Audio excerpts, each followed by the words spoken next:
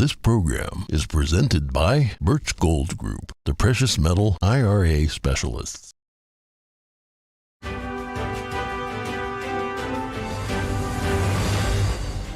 Good morning. In today's headlines, at least 3 people are dead after a gunman opens fire at Michigan State University.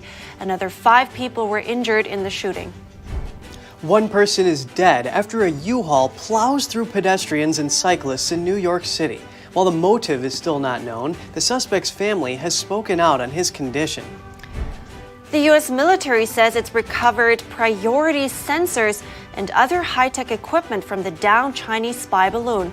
Find out what they believe its specific use was as it crossed the nation. Gender reassignment procedures. What happens when they go wrong? Arkansas lawmakers want to make it easier to file malpractice lawsuits against doctors who do the procedures on minors. And Texas does everything bigger, even love stories. Meet a couple whose love is an eternal blossom even after 7 decades.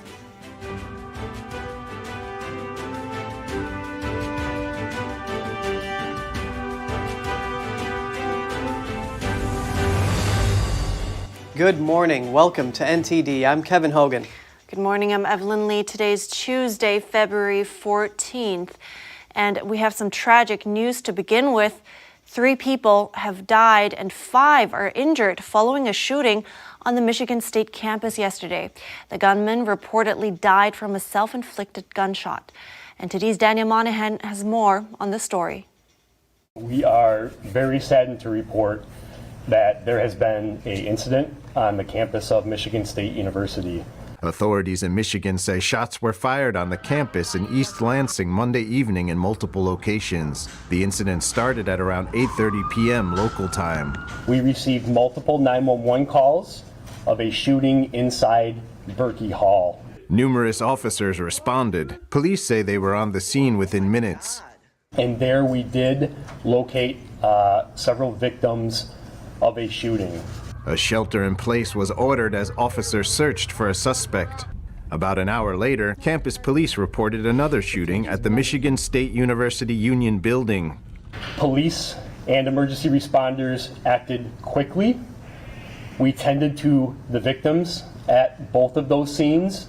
FBI and ATF agents also responded to the scene. Police say the suspected gunman is dead. The individual was discovered off of East Lansing University's campus. He reportedly died from a self-inflicted gunshot wound. Daniel Monahan, NTD News. Police say the 5 people injured in the shooting remain in critical condition at Sparrow Hospital. Fox News reported that the gunman was a 43-year-old black male that was not affiliated with the university. And now over to New York. A U-Haul truck hit 9 people in Brooklyn yesterday. 1 person is dead and 8 were injured. The driver is in custody. While the motive is still not known, the man's family has spoken out on his condition. NTD's Jeremy Sandberg tells us more. Police have identified the suspect as 62-year-old Wang Sor. Court and prison records show he has a history of violence. He served a 1.5 years in jail for stabbing his brother in 2015 and was sentenced to close to a year in county jail for another stabbing in 2020. Sor's brother-in-law says he's schizophrenic, was known to make threats, and belongs in an institution. It's believed he was homeless and living out of the van he hit 9 people with. 1 person passed away after being critically injured. The other 8 that were hurt, including an NYPD officer, are in stable condition.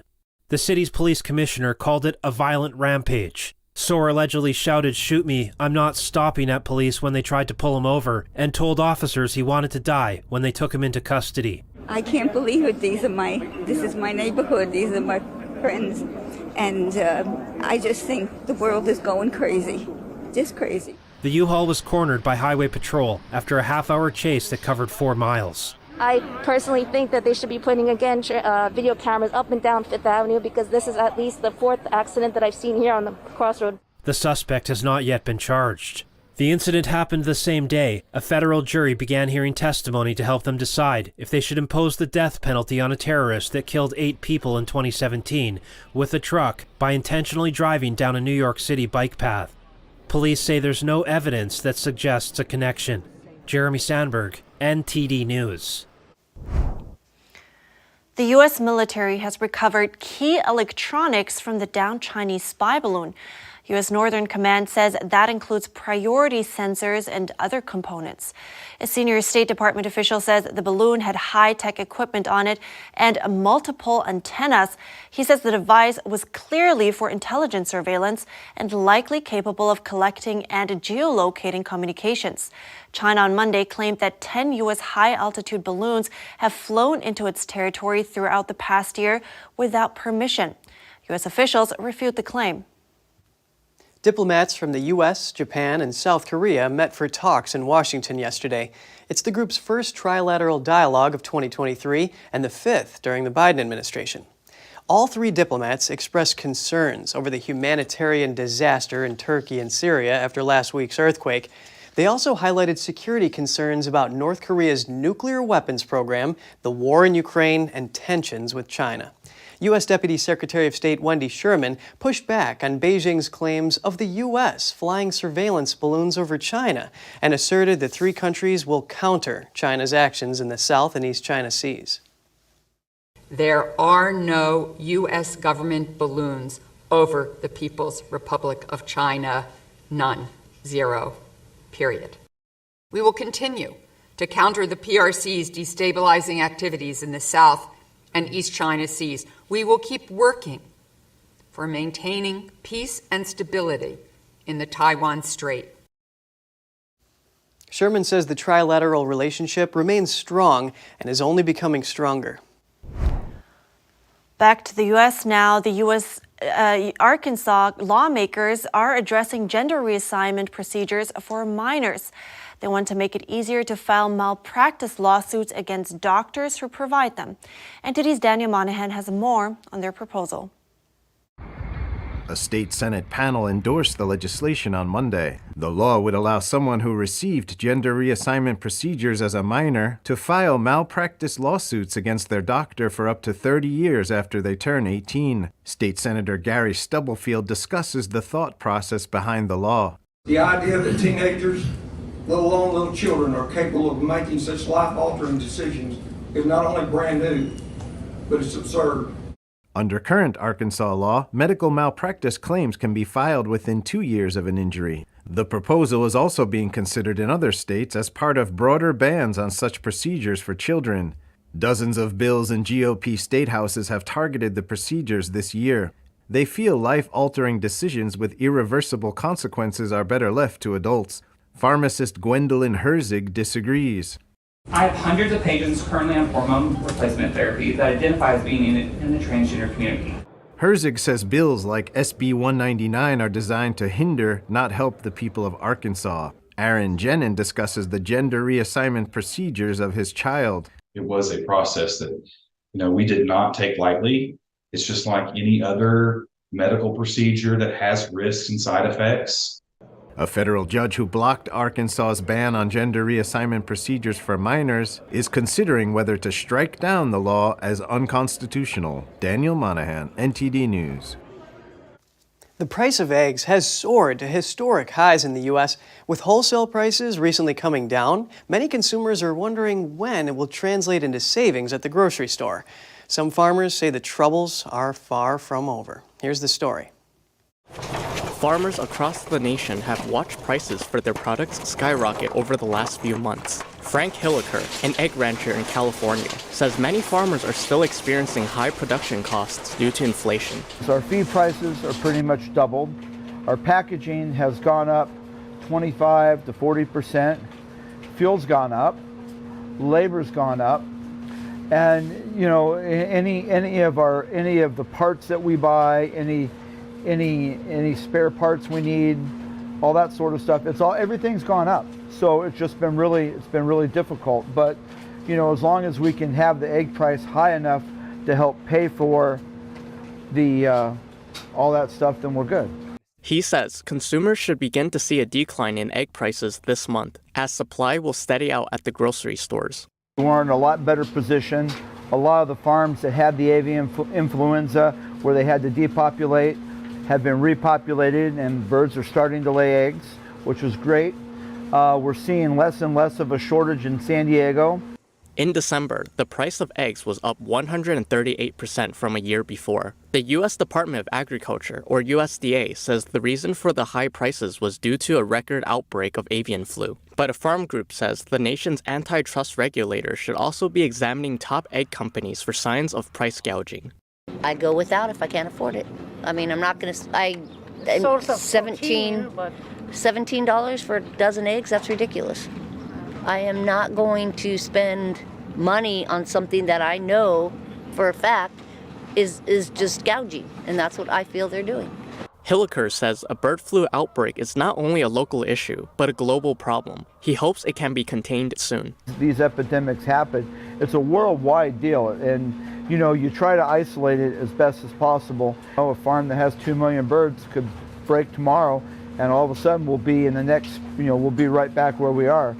Since the beginning of 2022, nearly 58 million chickens and turkeys have been killed by avian flu, or culled to control the spread of the virus. Mostly in March and April. According to the USDA, the previous largest outbreak was in 2015, which killed over 50 million birds.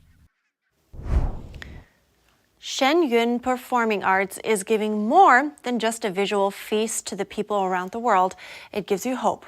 That's what the audience says in Arizona. Let's take a look. Shen Yun Performing Arts delighted audiences in Tucson, Arizona on February 11th and 12th. It's really classy. The dancers are fabulous. All the wardrobes are sensational. I mean, how could you not like it? It's steeped in culture and tradition, and it is we're really enjoying, watching the dancing and the performance, the professionalism that these dancers are putting into it. I mean, they're actually athletes who dance. The performers are top-notch. Those are some top-notch professionals. They really have some great skills, and you can really tell that there's a lot of time and effort and energy put into what they do. They must practice a lot. Through classical Chinese dance and original orchestral music, Shen Yun brings thousands of years of Chinese civilization to life on stage. That was before communism sought to wipe out the nation's traditional culture. I think the mission is wonderful, so we can see what the culture actually was, before the current government started destroying it back in the 40s. Loyalty to tradition, passion for your culture. You just sense it in the dance. Obviously, it's apparent in the energy that you feel in the dancing that the message is strong in the hearts of the people that are performing. So I appreciate that. Full of joy, full of beauty, full of music and art, everything. I cried after about the second song because it was just so beautiful to see. And I think about the 5,000 years of the dynasties, and I think about the people in China now, and I really feel that they should have the privilege to enjoy their birthright, their entire history. It's so incredibly beautiful. There's no other culture that can compare. Others said the performance inspired them. I love the fact that they bring back a wholeness to the heart. There's too much anger in the world, and this brings back the beauty of what it's supposed to be like. And there's hope. I honestly believe there's hope, because the arts that bring this back, it shows the story of what it can still be. It felt like there was a message of hope coming from God, and I just really enjoyed that part, and I'm really glad that was something that was included as part of the show. For the rest of February, Shen Yun will be touring in Texas, Wisconsin, California, and other states across the U.S. NTD News, Arizona. Coming up, what's the hardest feat you've ever accomplished? If that's climbing a dangerous remote mountain in Antarctica, then you have company. We get some inspiration from a mother of 7 who's on track for a Guinness World Record after doing just that after the break.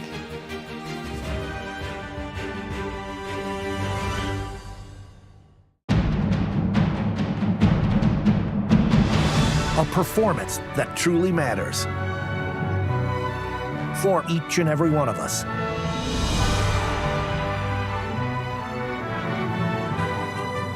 This is what you've been waiting for. See it at least once in your lifetime. Shen Yun, coming to Lincoln Center, April 6th to the 16th. Buy tickets now at shenyun.com.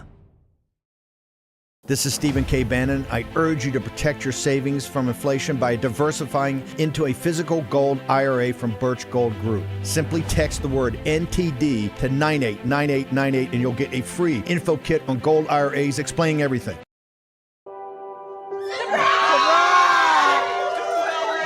I see the future is really bright for me. The high school diploma is just added to the confidence, and now I feel unstoppable. Find free adult education classes near you at finishyourdiploma.org.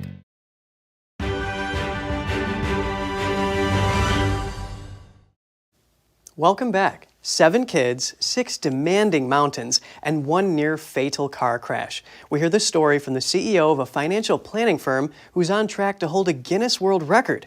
That's for being the first woman to summit the second tallest and hardest mountains on all 7 continents. Please welcome mother and mountaineer extraordinaire Jen Drummond. Thank you for sharing your story with us today, Jen. Hey, thank you for having me.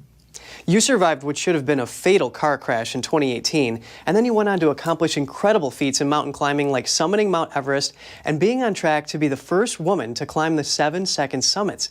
Can you tell us how that crash changed your life? Yeah, that crash brought forward the reality of death.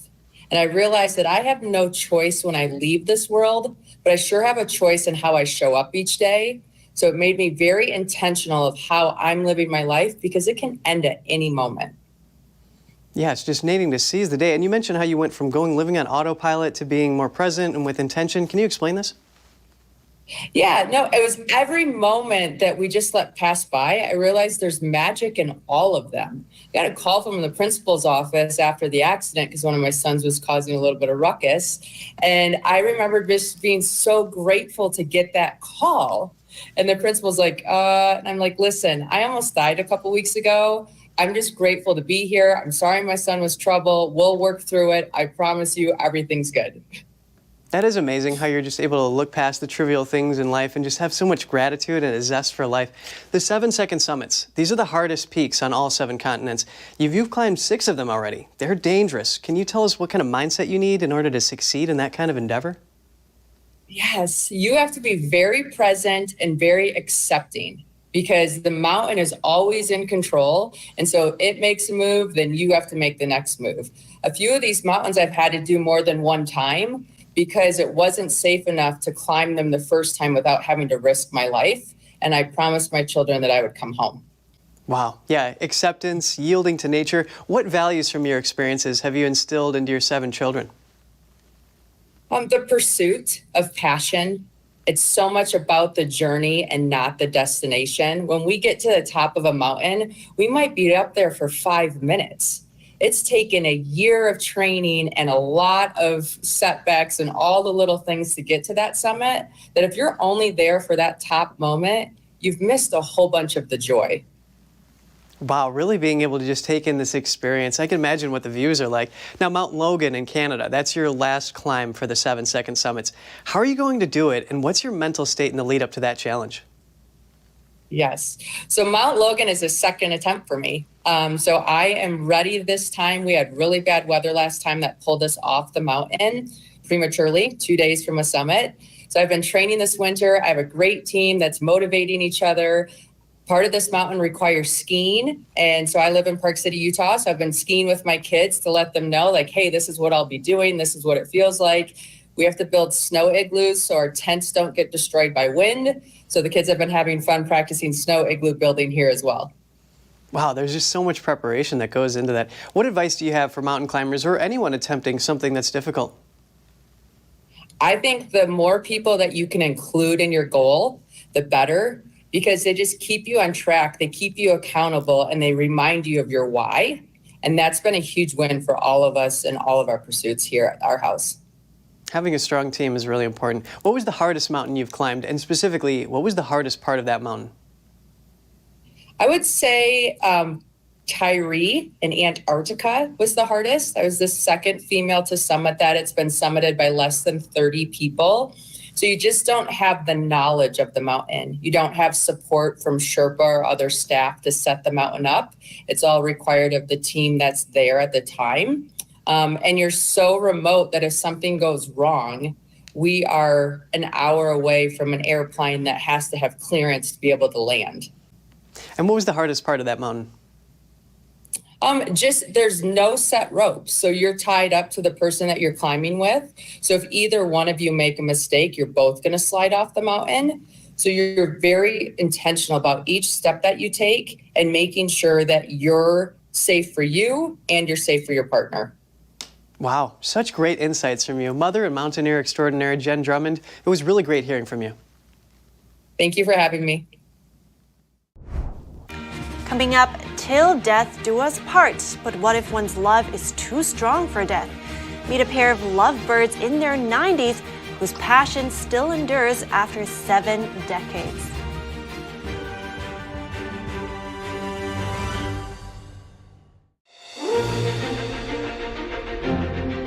NTD's Capital Report. It's about getting answers, cutting through the fog of politics. It's about your questions and our chances to ask. What is the net impact of the American Congressman Graves? Thank you for joining us. We're speaking to those in power to find out what does this mean for the people. We're here so you are in the know. The Fixture Pioneer, CGM. Professional AI intelligent fixtures. All-round integration of 4 systems. High precision, high durability, high quality. 2-micrometer repetition accuracy. More than 80 patent certificates. ISO 9001 approved. Precision clamping to meet your every need. CGM has it all.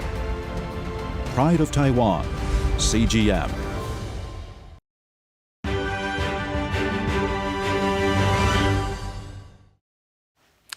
Welcome back. Today is Valentine's Day, and we asked people for their ideas on how to maintain a healthy relationship. Here's what they had to say. My advice I would give for a good and healthy relationship is communication and respect. Communication can go a long way. Trust and communication is everything. Absolutely, yeah. Communication. You have to be open with your person about any kind of issue. You have to communicate. What can help a relationship? Honesty, being able to talk and communicate always, being able to make sure you understand trust. I would say to have date night every Friday night, and as time goes on, you should have date night and go out to dinner every night. My advice is to listen and care deeply every day. Yeah, you've got to have empathy and communication. For me, I think it's compromise, and I don't think that relationships are 50-50. It's 100%, 100%, 100% of the time. To think about the other person before you think about yourself. Trust each other and accept each other, and I think you'll be fine. Accountability, being able to say you're sorry, being able to own up when you impact other people. I think first of all is honesty. Good platform to get started on. Just taking your time to get to know each other, really. Just a foundation, really. Building a strong foundation and let it go from there. I think the most important thing is to enjoy doing things together. To listen and invest time with your partner. Yeah, talk.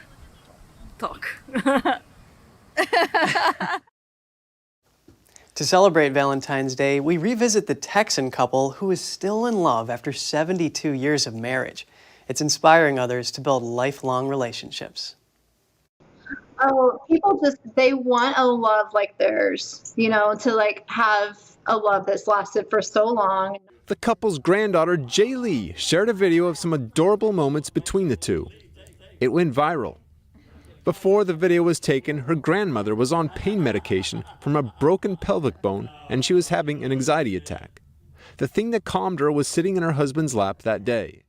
And so we just thought, this is so cute. The world needs to see this. And then it just kind of blew up, and people were like, I want to see more of them. Surprised by the huge response, Jay Lee decided to release some more endearing moments of her grandparents.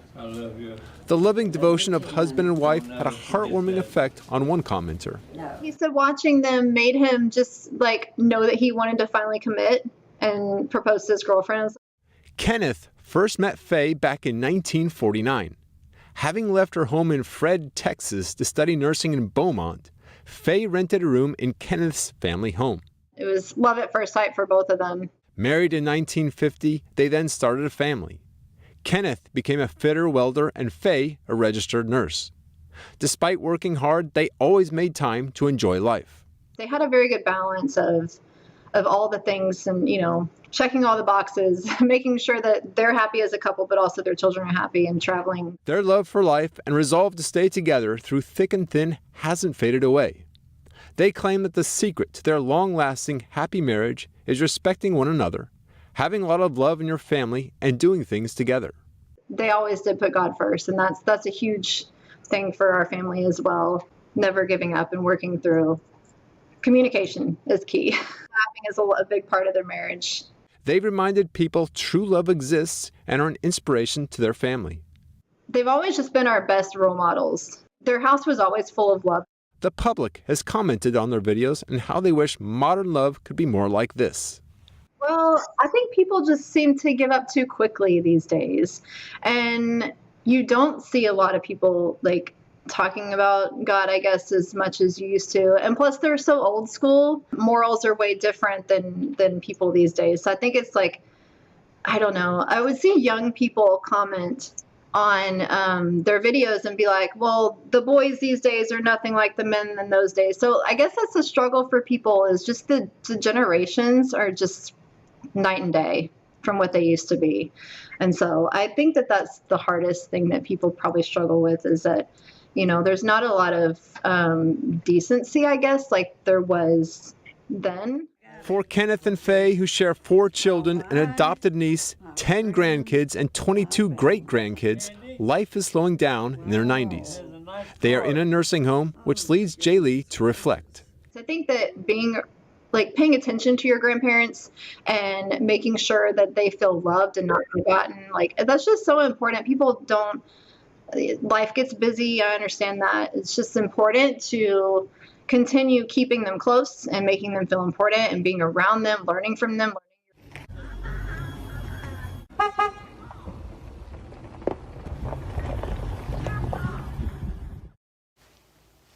It really gives me a warm feeling to see what a loving home they build. Oh, yes. I know. And I'm sure it gives their kids and grandkids a lot of stability. Yeah, for sure. It's an important, safe place to have, family. Oh, yeah. Well, and for example, they say, children who grow up with love are more capable of giving love too, so. Yeah, might have a point. All right, on that note, we're wrapping up today. Write us at goodmorning@ntd.com. Thanks for watching. I'm Evelyn Lee. And I'm Kevin Hogan.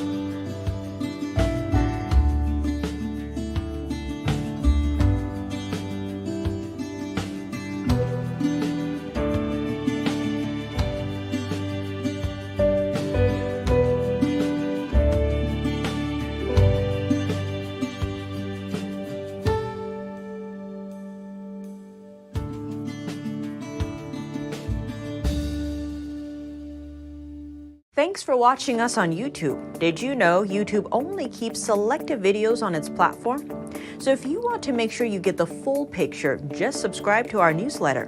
Go to newsletter.ntd.com and sign up. It's free.